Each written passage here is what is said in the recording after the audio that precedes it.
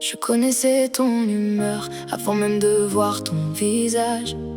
Au bruit de tes pas dans l'entrée, au son d'une porte qu'on referme, à la façon dont tu posais tes clés, je savais déjà si la soirée serait calme ou si j'allais encore devoir me faire petite.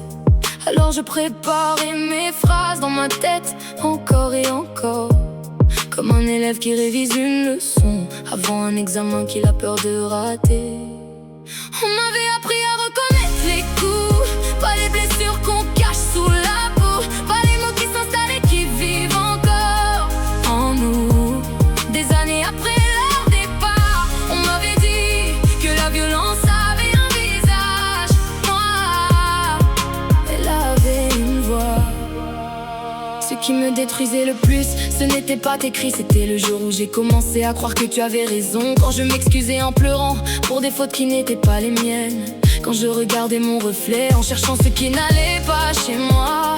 Parce qu'à force d'entendre que j'étais trop sensible, trop compliqué, trop doux, j'ai fini par croire que je n'étais jamais assez. Personne ne comprenait parce qu'il n'y avait aucun bleu, aucune photo, aucune preuve. Juste une femme qui doutait d'elle-même un peu plus chaque jour, jusqu'à ne plus savoir si ses émotions lui appartenaient encore. Parce qu'on m'avait appris que la violence faisait mal au corps, pas qu'elle pouvait aussi vivre dans les humiliations, dans le mépris, dans les cris, dans les mots qui rabaissent et dans la peur qu'on emporte avec soi. Si tu as peur de parler, si tu surveilles chacun de tes mots, si tu demandes pardon plus souvent que tu ne respires, si quelqu'un te fait croire que tout est toujours de ta faute, s'il t'humilie, s'il te rabaisse, s'il te traite avec mépris, s'il te fait peur, alors écoute-moi. Ce n'est pas normal, ce n'est pas de l'amour et tu n'y es pour rien. Tout cela a un nom, la violence psychologique.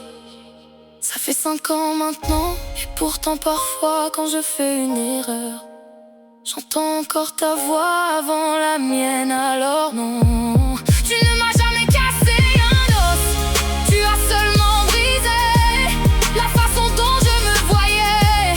Et il m'a fallu des années pour réapprendre à m'aimer à nouveau. On m'avait dit que la violence